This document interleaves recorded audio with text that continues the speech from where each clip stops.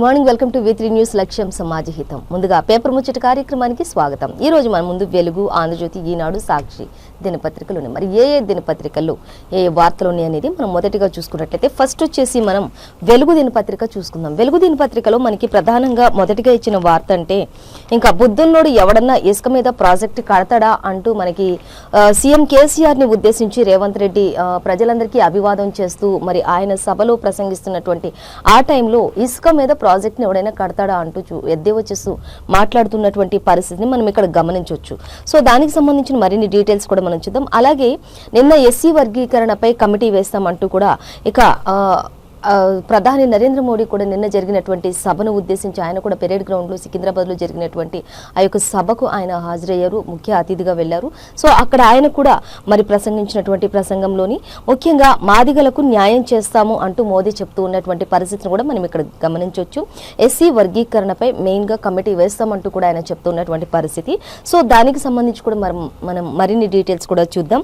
అలాగే ఇంకా మరొక వార్త చూస్తే మళ్లీ అధికారంలోకి వస్తే గిరిజన బంధు కూడా స్టార్ట్ చేస్తాము అంటూ మంత్రి హరీష్ రావు కూడా మాట్లాడుతున్నటువంటి పరిస్థితి. మొత్తంగా అయితే మూడు కూడా ప్రధాన పార్టీలు అయితే ఏవైతే ఉన్నాయో బీఆర్ఎస్, బీజేపీ, కాంగ్రెస్ మూడు కూడా ముమ్మరంగా ప్రచారాన్ని కొనసాగిస్తున్నారని చెప్పుకోవచ్చు. ఇప్పుడున్న పరిస్థితుల్లో ఇంకా ఎలక్షన్ దగ్గర పడుతున్న కొద్దీ కూడా ప్రతి ఒక్కరు కూడా ఎంతో స్పీడ్ని పెంచేశారు ప్రచార సభలలో. అలాగే ఒక్కరిపై ఒకరు విమర్శలు చేసుకోవడంలో కూడా అదే స్థాయిలో ఉన్నాయి అంటూ కూడా చెప్తున్నారు.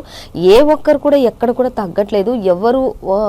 ఎవరికి ప్రజలు పట్టం కడతాను అనేది మాత్రం చెప్పడం చాలా కష్టంగానే ఉన్నటువంటి పోటాపోటీగా జరుగుతున్నటువంటి సభల్లో ఏకంగా ప్రధాని మోడీతో సహా కూడా ఎంతో మరి ప్రధానమైనటువంటి పార్టీలు మూడు కూడా ఎంతో ముందుకు దూసుకు వెళ్తూ ఉన్నటువంటి పరిస్థితి. ప్రతి ఒక్కరు కూడా ప్రజల్లోనే మమేకమవుతూ ఉన్నారు. ప్రతి ఒక్కరు కూడా వారి పార్టీ నెక్స్ట్ చేయబోయేది ఇప్పుడు వరకు చేసింది, అలాగే ఇతర పార్టీలను ఉద్దేశించి ఇంతకుముందు చేసిన ఇప్పుడు అధికారం ఉన్న పార్టీ చేస్తున్నటువంటి లోటుపాట్లను వివరించడం అన్నీ కూడా సేమ్ యాస్టీస్గా ప్రతి ఒక్కరు కూడా మరి ముందుకు దూసుకెళ్తున్నటువంటి పరిస్థితిని అయితే మనకి వెలుగు దినపత్రికలో చూడొచ్చు. అలాగే ఇప్పుడున్న పరిస్థితుల్లో అయితే చాలా మంది మరి ఒక పార్టీలో అసంతృప్తి నేతలు ఎవరైతే ఉన్నారో వారందరూ కూడా కాంగ్రెస్ పార్టీలోకి చేరడం, కాంగ్రెస్లో మరి అధిష్టానంపై ఆశలు పెట్టుకున్న వాళ్ళు మరి అసంతృప్తి నేతలు అందులో ఎవరైతే ఉంటారో వారికి కావాల్సిన టికెట్ కేటాయింపు చేయని వాళ్ళు ఎవరైతే ఉంటారో వాళ్ళందరూ బీఆర్ఎస్లోకి రావటం, మళ్ళీ బీఆర్ఎస్లో ఉన్న వాళ్ళంతా కూడా ప్రధాని మోదీ దానిలోకి వెళ్ళిపోవడం, బీజేపీలోకి వెళ్ళిపోవడం, ఇలా అన్ని కూడా రకరకాల చేరికలు కూడా జరుగుతున్నటువంటి పరిస్థితి మనం మెయిన్గా చూడొచ్చు. అలాగే ఇక హరీష్ రావు అయితే చెప్తూ ఉన్నారు మళ్ళీ అధికారంలోకి వస్తే మాత్రం ఖచ్చితంగా గిరిజన బంధు కూడా స్టార్ట్ చేసాం. ఇప్పటి వరకు రైతు బంధు, దళిత బంధు ఇలా ఎలా అయితే స్టార్ట్ చేసామో నెక్స్ట్ రాబోయే ఎన్నికల్లో గెలిస్తే ఖచ్చితంగా గిరిజన బంధును కూడా స్టార్ట్ చేస్తాం ఇంకా అంటూ ఆయన కూడా చెప్తున్నారు. అలాగే ఇక్కడ సైబర్ నేరగాళ్లతోటి ప్రొఫైల్ పిక్చర్స్ పెట్టుకొని మరి వాట్సాప్లో కావచ్చు, ఫేస్బుక్లో కావచ్చు, ఇలా ట్విట్టర్లో కావచ్చు, ఇన్స్టాలో కావచ్చు, ఇలా ఎక్కడైనా సరే అమ్మాయిలు తమ ఫోటోల్ని పెట్టుకుని చాలా జాగ్రత్తలు వహించాల్సిన అవసరం ఉంది అంటూ కూడా మరి సిపి సందీప్ కౌండిల్య కూడా చెప్తున్నటువంటి పరిస్థితి. ఎందుకంటే అమ్మాయిల ఫోటోలతోటి మార్ఫింగ్ చేస్తూ అబ్బాయిలు మరి అన్నీ కూడా చాలా అశ్లీల దృశ్యాలు లాగా కనిపించేలా చేయటం ఇలా చేస్తున్నారు. కాబట్టి అమ్మాయిలను ఉద్దేశించి ముఖ్యంగా ఎన్ని జాగ్రత్తలు చెప్పినప్పటికీ ఎక్కడో ఒక చోట ఏదో ఒక తారతమ్యం జరుగుతూనే ఉంది. కాబట్టి సిపి సందీప్ కౌండిల్య చెప్తూ ఉన్నటువంటి పరిస్థితి మాత్రం మనం గమనించవచ్చు. అమ్మాయిలు ముఖ్యంగా ప్రొఫైల్ పిక్చర్స్ పెట్టుకునే ముందుగా లాక్ తప్పకుండా పెట్టుకోవాల్సిందే అంటూ కూడా చెప్తున్నారు. పర్సనల్ లాక్ అనేది ఖచ్చితంగా ఉండాలి. అది ఫేస్బుక్ కావచ్చు, ట్విట్టర్ కావచ్చు, ఇన్స్టా కావచ్చు, ఏదైనా కావచ్చు అంటూ కూడా చెప్తున్నటువంటి పరిస్థితి.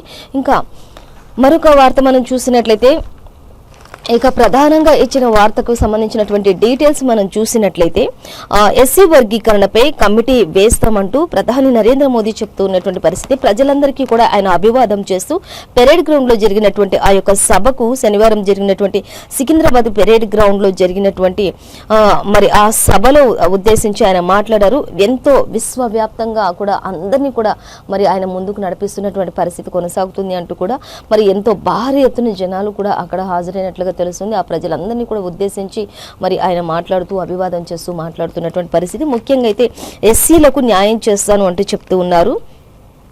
అలాగే దళితులకు సీఎం కుర్చీ అని చెప్పి సీఎం కేసీఆర్ మోసం చేశారు. కానీ అలా జరగకుండా ఇప్పుడు మాత్రం బీసీని ఖచ్చితంగా నేను సీఎంని చేస్తాను, నెక్స్ట్ అధికారంలోకి రాగానే బీసీ సీఎం అవుతారు, ఖచ్చితంగా బీసీకి సీఎం కుర్చీ కేటాయించేశాను నేను అంటూ కూడా ఆయన చెప్పడం జరుగుతుంది.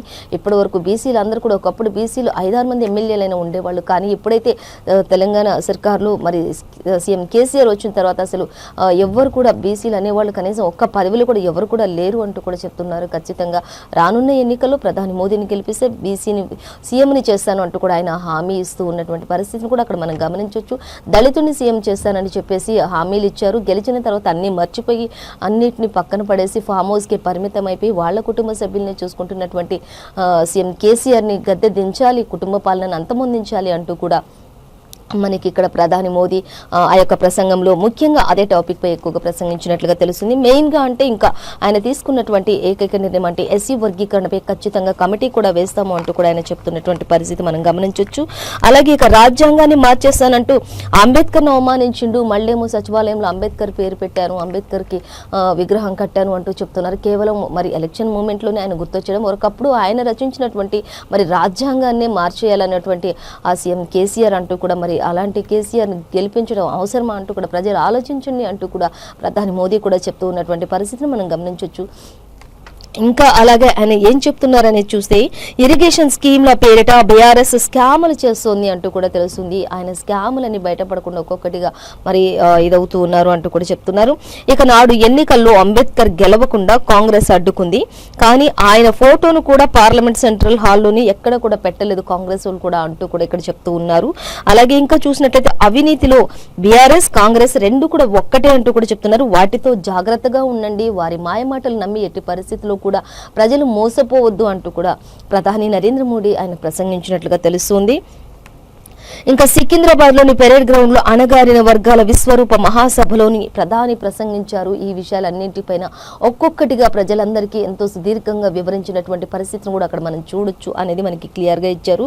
ఇక అయితే దీనికి సంబంధించిన ఇంకా మరిన్ని డీటెయిల్స్ కూడా మనకి 4th పేజీలో ఇచ్చారు. అయితే మొత్తంగా మాత్రం మందకృష్ణ మాదిగ అధ్యక్షులుగా ఉన్నటువంటి ఆ యొక్క సభకు ఇంకా ప్రధాని నరేంద్ర మోదీ ముఖ్య అతిథిగా అక్కడ హాజరైనట్లుగా తెలుస్తుంది. ఆయన ఆ ప్రసంగాన్ని అంతటిని కూడా వివరించారు. ప్రజలందరినీ ఉద్దేశించి ఆయన మాట్లాడారు. ప్రతి ఒక్క పథకాన్ని గురించి కూడా రాబోయే ఎన్నికల్లో ఎలా ఉండాలి, ఇప్పటి వరకు ఎలా ఉంటుంది ఏంటి అని ప్రతి పార్టీని ఉద్దేశించి కూడా ఆయన ప్రజలందరికీ కూడా ఎంతో చక్కగా వివరించినట్లుగా మనం ఇక్కడ వెలుగు దినపత్రికలో చూడొచ్చు. అలాగే అట్ ది సేమ్ టైంలో ఇక్కడ మనకి కాంగ్రెస్ కూడా మాట్లాడుతూ ఉన్నటువంటి పరిస్థితి. టీపీసీసీ అధ్యక్షులు రేవంత్ రెడ్డి మాట్లాడుతున్నారు. బుద్ధున్నోడు ఎవడైనా ఇసుక మీద ప్రాజెక్టు కడతారా అని చెప్పేసి ఆయన క్వశ్చన్ చేస్తున్నారు. అంటే మేడిగడ్డ ప్రాజెక్టు మరి పిల్లర్ దెబ్బతిని మరి ఆ పిల్లర్ని కుంగిపోయిన ఆ నేపథ్యంలో అక్కడంతా కూడా ఇసుక ఉండడం వల్లనే అది కృంగిపోయింది అని చెప్పేసి మరి ఆ యొక్క విచారణ చేపట్టినటువంటి అధికారులు ఎవరైతే ఉంటారో వాళ్ళు చెప్పడం వల్ల అయితే ఇసుక మీద ఎవడైనా ప్రాజెక్టు కడతాడా అసలు అంటూ కూడా చెప్తున్నారు. కానీ అధికార సర్కార్ చెప్తుంది ఏంటంటే ఎంతో భారీ ఎత్తున చరిత్రను తిరగరాసేటటువంటి భారీ ఎత్తు వరదలు వచ్చినప్పుడు కూడా మేడిగడ్డ ప్రాజెక్టు తట్టుకొని నిలబడింది. అసలు ఆ టైంలోనే అది నిలబడుతుందా, అక్కడేమైనా అవుతుందా అని సందేహించిన ఆ టైంలో కూడా అది ఎక్కడ కూడా కృంగలేదు. అంతో మరి ఆ విపరీతమైనటువంటి ఆ వరదను కూడా తట్టుకొని నిలబడింది. ఆ తర్వాత మరి ఇప్పుడు కొంచెం అది ఒక సైడ్కి కొంచెం కృంగింది అంతే. దానికి అది అక్కడ కట్టడంలో అయితే ఎటువంటి లోపాలు లేవని చెప్పేసి కూడా మొత్తం కూడా అక్కడ ఎంక్వైరీలు చేసినప్పుడు కూడా తెలిసిపోయింది. కానీ కాస్త ఇసుక ఉండడం వల్లే అక్కడ ఎక్కువగా ఈ విధంగా జరిగింది అంటూ ఎప్పుడైతే అధికారులు చెప్పారో ఆ విషయాన్ని పట్టుకొని ఇంకా ఎప్పుడు ఇసుక మీద ఎవడైనా బుద్ధున్నోడు ప్రాజెక్టు కడతాడా అంటూ చెప్తున్నారు. ఇప్పుడు దానిపైన మరొక ట్విస్ట్ కూడా, కాళేశ్వరం ప్రాజెక్ట్ అసలు ఏమవుతుందో, అసలు అక్కడ ఎంత జరిగిందో, లక్షల కోట్లు ఎక్కడ దండుకున్నారు అంటూ దానిపైన కూడా ఇప్పుడు ఎంక్వైరీ స్టార్ట్ చేస్తున్నారు. నెక్స్ట్ అధికారంలోకి రాగానే కాళేశ్వరం ప్రాజెక్టుని పరిశీలించే అవకాశాలు ఖచ్చితంగా లేకపోలేదు అంటూ ఇటు బీజేపీ ఇటు కాంగ్రెస్ రెండు కూడా మరి ఎద్దేవా చేస్తూ అధికార రాష్ట్ర సర్కార్ని ప్రశ్నిస్తున్నటువంటి పరిస్థితిని అయితే మనం గమనించవచ్చు. సో అదే విషయంపై ఇక్కడ రేవంత్ రెడ్డి కూడా ఫైర్ అవుతున్నారు. కేసీఆర్కు అసలు ఆకలి ఎక్కువ ఉంటుంది, ఆలోచన తక్కువ ఉంటుంది అంటూ కూడా చెప్తూ ఉన్నారు రేవంత్ రెడ్డి. కేసీఆర్కి ఎప్పుడైనా ఆకలి ఎక్కువ ఉంటుంది కానీ తక్కువ ఆలోచన మాత్రం తక్కువ ఉంటుంది అంటూ చెప్తూ ఉన్నారు. ఇక ఆ ప్రాజెక్టుల పేరుతోటి లక్షల కోట్లు దండుకున్నాడు అంటూ కూడా చెప్తూ ఉన్నారు. అలాగే ఇప్పుడు అధికారంలోకి వస్తే మెయిన్గా కొడుకుని సీఎం చేయాలనే ఆలోచనతో తహతహలాడిపోతూ ఉన్నాడు అంటూ కూడా చెప్తున్నారు. ఇంకా ఎలక్షన్ వరకు కూడా ఇన్ని సంవత్సరాలలో చేయని అభివృద్ధులు ఇన్ని సంవత్సరాలలో చేయనివన్నీ కూడా ఇప్పుడు ఎలక్షన్ మూమెంట్ దగ్గరికి రాగానే ఈ నెలలోనే అన్ని గుర్తుకొస్తున్నాయి కేసీఆర్కు అంటూ కూడా ఆయన ఎద్దేవా చేస్తూ మాట్లాడుతున్నారు. ప్రతి ప్రాజెక్ట్ ఇప్పుడే గుర్తొస్తుంది, ప్రతి పథకం ఇప్పుడే గుర్తుకొస్తుంది అంటూ కూడా చెప్తూ ఉన్నారు. అధికారంలోకి వస్తే అది చేస్తాను ఇది చేస్తాను అంటారు, మళ్ళీ మాయమాటలు చెప్పి ఇప్పటి వరకు 2 సార్లు అదే చెప్పి గెలిచారు, కానీ ఏం చేశారు అంటూ కూడా రేవంత్ రెడ్డి క్వశ్చన్ చేస్తూ ఉన్నారు. సో అలాగే ఇంకా మనం చూసినట్లయితే ఆయన ఏం చెప్తున్నారు అనేది, ఇక దుర్గం చెన్నయ్యకు అమ్మాయిలు భూకబ్జాలు కావాలి, అలాగే ఇక సింగరేణి భూములు ఉద్యోగాలను మాత్రం బల్క సుమన్ అమ్ముకుంటాడు. అలాగే ఇంకా చూసినట్లయితే మా సభకు కరెంట్ కట్ చేస్తారా అంటూ కూడా ఆయన సభలో కరెంట్ కట్ చేసిన ఆ పరిస్థితిని బట్టి కూడా ఆయన చెప్తూ ఉన్నటువంటి పరిస్థితి. అలాగే మా సభలకు కరెంట్ కట్ చేస్తారా అంటూ డిసెంబర్ 3న మీ నరాలు కట్ అవుతాయి అంటూ కూడా చెప్తున్నారు. డిసెంబర్ 3న మీ నరాలు కట్ అయితే, ఇప్పుడు మా సభలకే కరెంట్ కట్ చేస్తున్నారు కదా, డిసెంబర్ 3న రిజల్ట్ వస్తాయి కదా, అప్పుడు మీ నరాలు కట్ అయిపోతే అధికారంలోకి మేము వచ్చినప్పుడు అంటూ కూడా ఎంతో ధీమా వ్యక్తం చేస్తున్నటువంటి పరిస్థితిని మనం గమనించవచ్చు అంటూ మనకి ఇక్కడ ఇచ్చారు. సో అలాగే ఇంకా చూసినట్లయితే ఏం చెప్తున్నారు అనేది, ఇంకా మా సభలకు కరెంట్ కట్ చేశారు కాబట్టి డిసెంబర్ 3న మీ నరాలు కట్ అవుతాయి అంటూ కూడా చెప్తూ ఉన్నారు. అలాగే రాష్ట్రంలో కాంగ్రెస్ పార్టీకి పట్టాదారు కాకా కుటుంబం అంటూ కూడా మనకి ఇక్కడ ఎంతో క్లియర్గా ఇచ్చారు. అలాగే కాక కృషితోనే సోనియా తెలంగాణ ఇచ్చిరు అంటూ కూడా చెప్తూ ఉన్నారు. బెల్లంపల్లి గోదావరి ఖని ధర్మపురి సభల్లోని పిసిసి చీఫ్ రేవంత్ రెడ్డి ఈ ప్రాజెక్టుల గురించి అలాగే ఇంకా ఇప్పుడు సీఎం కేసీఆర్ చేస్తున్నటువంటి అభివృద్ధి పనుల గురించి, ఇంకా ముందు వాళ్ళు చెప్పేటటువంటి మోసాల గురించి, చేసేటటువంటి మోసాల గురించి కూడా ఆయన వివరించడం జరుగుతుంది. ఇక ఇంతకుముందు చేసిన వాటిల్లో లోపాలు ఎక్కడున్నాయి అవన్నీ కూడా చెప్పారు. అలాగే బెల్లంపల్లి సభలోని అభివాదం చేస్తూ వివేక్ వెంకటస్వామి, అలాగే రేవంత్ రెడ్డి, అలాగే మనోహర్ అందరూ కూడా ఇక్కడ వీళ్ళందరూ కూడా ప్రజలందరినీ ఉద్దేశించి ఎంతో ఐకమత్యంగా మరి ప్రజలందరికీ అభివాదం చేస్తూ మాట్లాడుతున్నటువంటి పరిస్థితిని మనం ఇక్కడ గమనించవచ్చు. అలాగే మరొక వార్త చూసినట్లయితే, ఇక మంత్రి హరీష్ రావు విషయానికి వచ్చినట్లయితే మళ్ళీ అధికారంలోకి వస్తే గిరిజన బంధు స్టార్ట్ చేస్తాము అంటూ ఇక్కడ మంత్రి హరీష్ రావు చెప్తున్నారు. సర్పంచ్ల పెండింగ్ బిల్లులు అన్ని కూడా విడుదల చేస్తామంటూ హరీష్ రావు చెప్తూ ఉన్నారు. అలాగే కేసీఆర్ పనితనంని తప్ప పగతనం కేసీఆర్ కి పనితనం తప్ప పగతనం అనేది అసలు ఎక్కడ తెలియదు ఆయనకి అంటూ కూడా, పనితనంతో ముందుకెళ్తూ ఉంటారు తప్ప అసలు ఆయనకి పగ అనేది ఎలా ఉంటుందో కూడా తెలియదు అంటూ కూడా మంత్రి హరీష్ రావు చెప్తూ ఉన్నటువంటి పరిస్థితిని మనం ఇక్కడ గమనించవచ్చు. అలాగే ఆయన దార్శనికతతోటే తండాలు జీపీలుగా మారినాయి అంటూ కూడా చెప్తూ ఉన్నారు. తండాలన్నీ కూడా మారిపోయినాయి. అలాగే ఎన్నికల తర్వాత మళ్ళీ వచ్చేది కారే అంటూ కూడా ఆయన సారు కేసీఆర్ కారే అంటూ కూడా ఆయన చెప్తూ ఉన్నారు మంత్రి హరీష్ రావు. ఇంకా అలాగే ఏం చెప్తున్నారని చూసి, గిరిజన లోకల్ బాడీ ప్రజాప్రతినిధులు సమ్మేళనంలోని మంత్రి వ్యాఖ్యలు చేస్తారు ఇవన్నీ అంటూ కూడా చెప్తున్నారు. ఖచ్చితంగా ఆయనకి మళ్ళీ నెక్స్ట్ మాత్రం వచ్చేది ఖచ్చితంగా సారు కేసీఆర్ అంటూ కూడా ఆయన ఎంతో ధీమా వ్యక్తం చేస్తున్నారు. ఖచ్చితంగా ప్రజలందరికీ తెలుసు ఎవరు ఏం చేస్తున్నారు అనేది. అంటే 9.5 ఏళ్ల క్రితం ఎలా ఉంది తెలంగాణ రాష్ట్ర ప్రభుత్వం, ఇప్పుడు ఈ 9.5 ఏళ్లలో ఎలా ఉంది అనేది క్లియర్గా ప్రజలందరికీ తెలుసు. కాబట్టి ఖచ్చితంగా మళ్ళీ కారే గెలుస్తుంది అంటూ, కారే జోరు మీద ఉంది అంటూ కూడా ఆయన ధీమా వ్యక్తం చేస్తున్నటువంటి పరిస్థితి. ఆయన కూడా మళ్ళీ అధికారంలోకి వస్తే ఇక గిరిజన బంధు కూడా స్టార్ట్ చేస్తామంటూ కూడా ఆయన చెప్పడం జరుగుతున్నటువంటి పరిస్థితి మనం గమనించవచ్చు. ఇక అమ్మాయిల విషయానికి వచ్చినట్లయితే సందీప్ శాండిల్య చెప్తూ ఉన్నారు. ప్రొఫైల్ ఫోటోలకు లాక్ పెట్టుకోండి అంటూ కూడా అని చెప్తున్నారు. అపరిచితులతో చాటింగ్ చేసి జీవితాలు నాశనం చేసుకోవద్దు అంటూ కూడా మరి ఈ ఫేస్బుక్లో, ట్విట్టర్లో, ఇన్స్టాగ్రామ్లలో అందరూ కూడా అపరిచితులతోటి మరి చాటింగ్ చేస్తూ ఉన్నారు. అవన్నీ చేసి అమ్మాయిలు మోసపోకండి, జీవితాలు నాశనం చేసుకోకండి అంటూ కూడా ఎంతో స్ట్రిక్ట్గా చెప్తున్నారు అమ్మాయిలను ఉద్దేశించి. చూద్దాం ఇంకా ఏం చెప్తున్నారు. అపరిచితులతోటి చాటింగ్ చేసి జీవితాలు నాశనం చేసుకోవద్దు. అలాగే ఫోటోలు వీడియోలు మార్ఫింగ్ చేసేసి బెదిరింపులకు పాల్పడుతున్నటువంటి దుండగులు, సైబర్ నేరగాళ్లు అంటూ కూడా చెప్తున్నారు. ఖచ్చితంగా మీరు చాలా జాగ్రత్తలు వహించాల్సిన అవసరం ఉంది అంటూ కూడా చెప్తున్నారు. మీ జీవితాలకు మీరే బాధ్యులు కాబట్టి ఎట్టి పరిస్థితుల్లో కూడా ఇతర అపరిచితులతోటి, తెలియని వ్యక్తులతోటి, ఇలాంటి వాళ్ళతోటి అసలు వీటిలలో చాటింగ్ అనేది చేయకండి. మీ ప్రొఫైల్స్ కూడా లాక్ పెట్టుకోండి అనేది కూడా చెప్తూ ఉన్నటువంటి పరిస్థితి. అలాగే ఇక ఎవరైనా మిమ్మల్ని వేధింపులకు గురి చేసినప్పుడు, బెదిరింపులకు గురి చేసినప్పుడు ఎట్టి పరిస్థితుల్లో కూడా భయపడకండి అంటూ, వేధింపులకు గురి చేస్తే భయపడకండి అంటూ సిపి మేరాభాయ్ అని చెప్పండి అంటూ, సిపి మేరాభాయ్ అని చెప్పండి వాళ్ళకి, అవతల వాళ్ళకి. ఒకవేళ ఇబ్బందులు ఉంటే మాత్రం ఒక నంబర్ కూడా, టోల్ ఫ్రీ నంబర్ని కూడా ఇచ్చారు, ఆ నంబర్కి కాల్ చేయండి అంటూ కూడా చెప్తున్నారు. ఇది కూడా ఒక ప్రధాన వార్తగానే ఇచ్చారు మనకి. అంటే ఇలాంటివి ఇప్పుడు పబ్లిక్లో ఎక్కువగా జరుగుతున్నాయి, సొసైటీలో మొత్తం కూడా ఇవే జరుగుతూ ఉన్నాయి. కాబట్టి అమ్మాయిల్ని చాలా చాలా టార్గెట్ చేస్తూ ఉంటారు. కాబట్టి వాళ్ళతో చాటింగ్ చేపించి మంచిగా మాట్లాడిన తర్వాత వాళ్ళని ఏదో ఒకటి వాళ్ళ ఫొటోస్ మార్ఫింగ్ చేసేసి అన్నీ చేసేసి మనీ పరంగా కానీ గోల్డ్ పరంగా కానీ ఇలా ఏదో ఒకటి వాళ్ళని వేధించటం, లేకపోతే శారీరకంగా హింసించడం, ఇలాంటివన్నిటికీ పాల్పడుతూ ఉన్నారు. కాబట్టి అమ్మాయిలు ఇలాంటి ఉచ్చుల్లో పడకుండా ఉండడం కోసమే మీరు ఇలాంటివన్నిటిలో ముందుగానే జాగ్రత్తగా ఉండండి. ఒకవేళ తెలిసి తెలియక ఏమైనా జరిగితే, ఒకవేళ మీరు వాళ్ళు బెదిరింపులకు గురి చేసినప్పుడు భయపడకండి. ఇలా ఒక టోల్ ఫ్రీ నంబర్ కూడా ఇస్తున్నాం, ఆ నంబర్ని మీరు ఎప్పుడు గుర్తుపెట్టుకోండి. ఆ నంబర్కి కాల్ చేయండి అంటూ కూడా ఇచ్చారు. ఆ నంబర్ వచ్చేసి 8712660001 నంబర్. ఆ నంబర్కి కాల్ చేయొచ్చు. మరొక నంబర్ చూస్తే 9490616555 నంబర్లకు ఫోన్ చేయండి, వెంటనే మీకు సహాయం దొరుకుతుంది అంటూ కూడా సిపి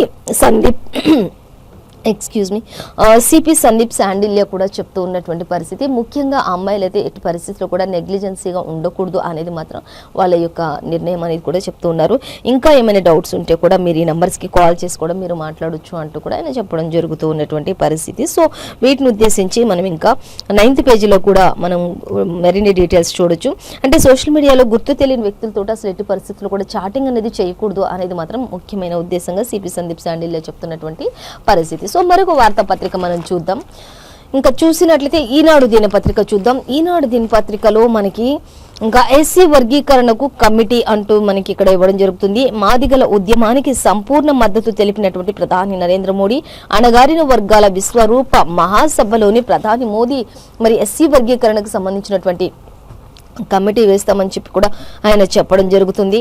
ఇంకా మందకృష్ణ మాదిగను కూడా ఆయన ఎంతో మరి దగ్గరగా తీసుకుని ఆయన ఆలింగనం చేసుకున్నట్లుగా తెలుస్తుంది. ఇంకా సభను ఉద్దేశించి కూడా భారీ ఎత్తున అక్కడంతా కూడా ఆ ప్రాంగణం అంతా కూడా మరి కిక్కిరిసిపోయేటటువంటి మరి జనాలు ఆ యొక్క ప్రసంగానికి వచ్చారు. ఇంకా అక్కడ చుట్టూ కూడా పోలీస్ బందోబస్తు మరి చాలా కట్టుదిట్టమైన చర్యలతోటి కూడా ఏర్పాటు చేసినట్లుగా తెలుస్తుంది. ఎవరికి ఎటువంటి అవాంఛనీయ సంఘటనలు జరగకుండా ఆ యొక్క సభ అంతా కూడా సికింద్రాబాద్ పెరేడ్ గ్రౌండ్లో ఆ సభ అంతా కూడా చాలా మంచిగా జరిగేటట్లుగా విజయ పదంలో ముందుకు వెళ్ళేటట్లుగా అక్కడ సభ అయిపోయే వరకు కూడా ఎటువంటి సంఘటనలు జరగకుండా జాగ్రత్తలు తీసుకున్నటువంటి పరిస్థితిని కూడా మనం గమనించవచ్చు.